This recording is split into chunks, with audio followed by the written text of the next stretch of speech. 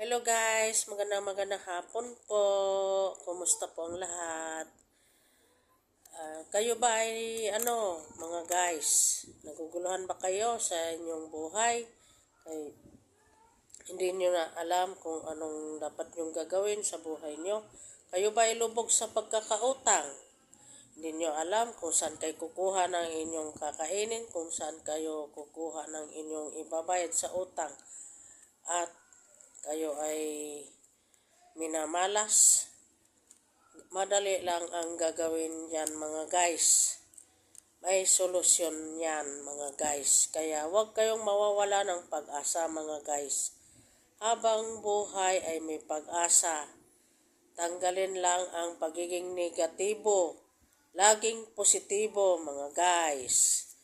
Laging positibo, huwag kayong mag-isip ng negatibo dahil pag lagi kayong nag-iisip ng negatibo mga guys ay yan nga ang inyong maaani. Pero pagka laging positibo kayo mga guys, halimbawa sabihin nyo ako'y magkakapira, darating nga ang pira.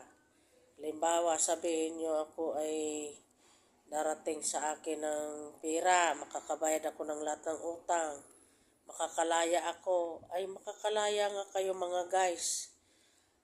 Madali lang, ipagkatiwala nyo lang sa taas sa may kapal mga guys. Ang inyong mga problema, ipagkatiwala nyo lang, walang mawawala, walang imposible sa Diyos.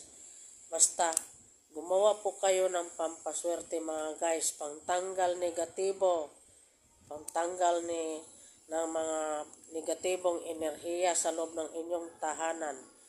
Gumawa po kayo ng ganito na pampaalis ng malas at pampaalis ng mga negatibo sa loob ng inyong pamamahay. Kung kayo laging nag-aaway sa loob ng inyong tahanan, ay gumawa kayo ng ganito. Ano po ba ito mga guys? Kumuha po kayo ng garapon mga guys. Ito mga guys, maghanda kayo ng garapon. Wag nyong tatakluban. Handa nyong garapon. Tapos suka mga guys. Tapos uling. Uling mga guys. Ang uling ay nagtataboy ng kamalasan. Kumbaga kung kayo ay naglilinis ng rep, pampatanggal ng amoy sa rep, ganon din sa loob ng bahay, pampatanggal ng negatibong enerhiya. Ito. At saka suka, nag-aalis ng kamalasan ang suka. At saka bawang mga guys. Ang bawang ay nagtataboy ng kamalasan, naghatak ng positibong enerhiya mga guys. At asin. Ito mga guys, asin. Maghanda po kayo ng lagayan lamang. Ito'y kasangkapan lang mga guys. Kumbaga sa gulay, pampasarap. Pero ito'y kasangkapan lang. Pero unay Diyos. Basta kayo'y sa Diyos manalig. Ito'y kasangkapan lang mga guys. Maglagay po kayo ng 3 kutsarang suka mga guys. Una muna, uling. Ang uling ay pangpaalis ng kamalasan sa loob ng inyong tahanan. Uling. At nagtataboy ito ng kamalasan. At kayo ay siswertihin. Siguradong swertihin kayo. Guys, pag gumawa kayo ng ganito. Maglagay lang kayo nitong uling. 7 uling sa loob ng garapon. Yung kristal, yung nakikita ang loob at labas. Garapon. Ayan. 1, 2, 3, 4,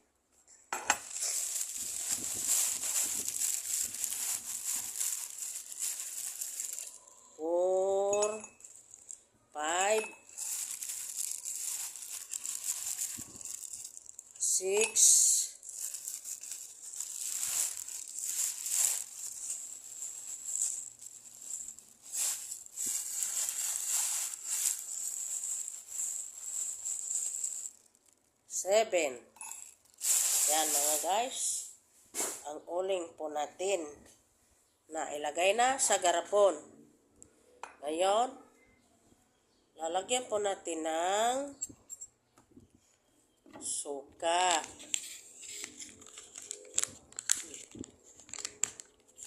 Tigas naman ito. Isang gunting.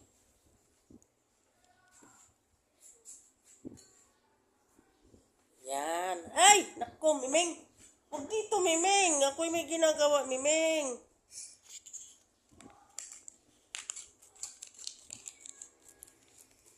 Suka. Ang suka po ay nagtataboy ng kamalasan sa loob ng inyong tahanan.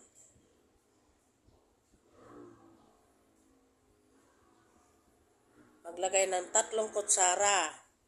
1, 2, 3.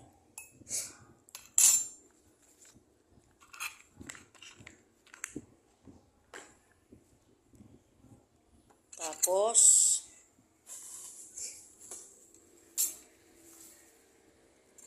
asin. 3 kutsarang ilalagay ang asin. Ang asin po ay nagtataboy din po ng kamalasan at kahirapan sa buhay. Natutunaw ang asin. Kaya ang asin po ay bawal po matapon sa sahig. Ito ay naghahatak ng positibong enerhiya. 1, 2, 3.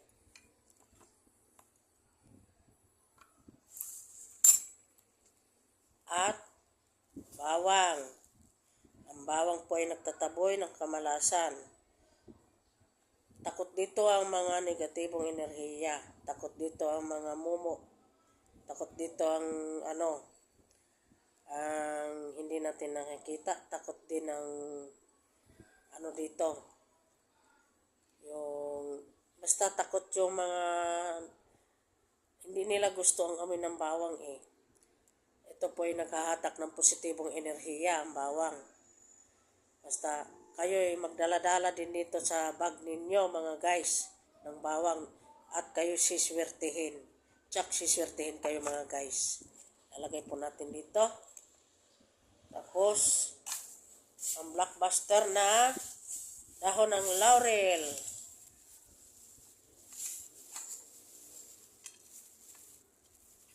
Ayan ang dahon ng laurel. Dito po kayo magwiwis. Susulatan niyo po ng pangalan niyo at apelido. Pangalan, apelido.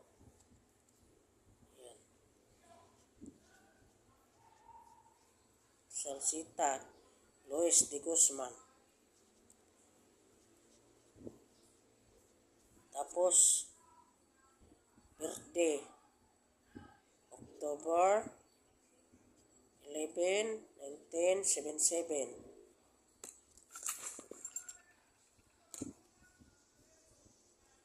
Iwiwis ninyo dito sa dahon ng laurel.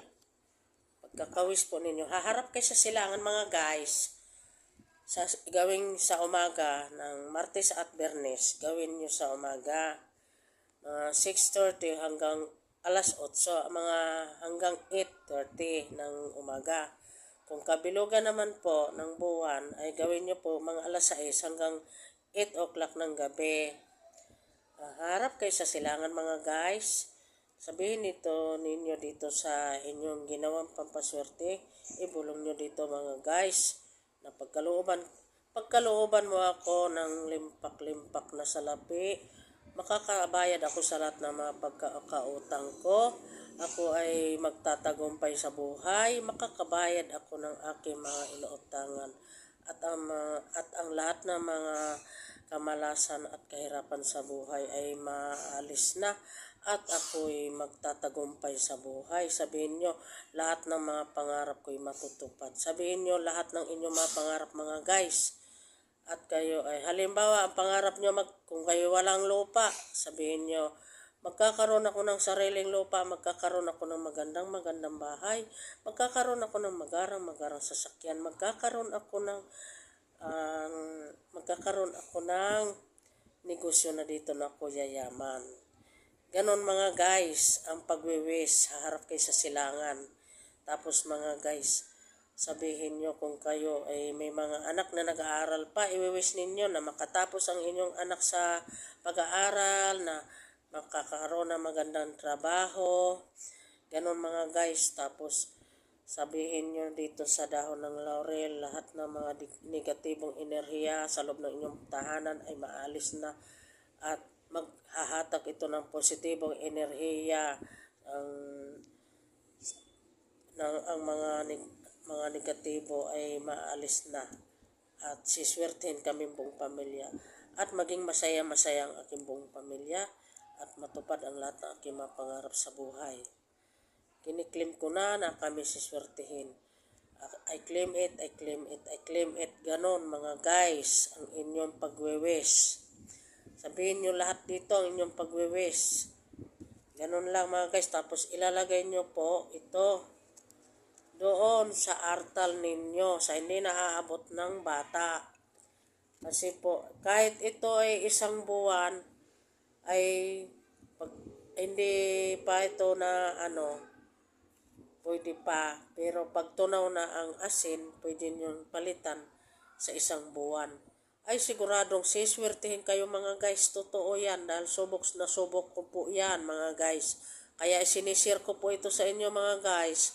Dahil nasubukan ko na mga guys. Sunod-sunod ang swerteng dumarating sa akin mga guys. Ibang-iba noon kaysa hindi pa ako kaysa noong hindi ko pa ito pinasok ang pampaswerte na ito. Dahil noon ako'y wala pang ginawang pampaswerte. Hindi ko alam mga guys kung saan ako pupulutin. Tanging sa Diyos lamang ako guys kumakapit. Ang Diyos ang tumulong sa akin. Dahil kung sa tao ako lumapit mga guys, talagang binigo ako. Hindi ako pinabayaan talaga ng Diyos. Mga guys, talagang napakabait ng Diyos sa akin. Kaya mga guys, subukan nyo ito mga guys. Yun lang ang aking ma-share sa inyo mga guys, ang pampaswertin ito. Pero ito'y gabay lamang, kasangkapan lang ito. Kumbaga sa gulay ay pampasarap. Yan lang mga guys. Basta sa Diyos kayo manalig at magtitiwala. Pagdating ng isang buwan mga guys, palitan nyo po ito. Ang bawang na ito, itanim nyo sa paso. Ang uling, itapon nyo po o kaya sa malayo-malayo o kaya ibaon nyo sa lupa. Tapos ang asin po, paanod nyo po sa tubig. Ang dahon ng laurel, susunugin nyo po guys. Bilang pasasalamat sa makarating sa Diyos ang inyong pangarap. Yan lang mga guys. Thank you for watching. God bless. Sana'y magustuhan nyo yung aking YouTube, aking video.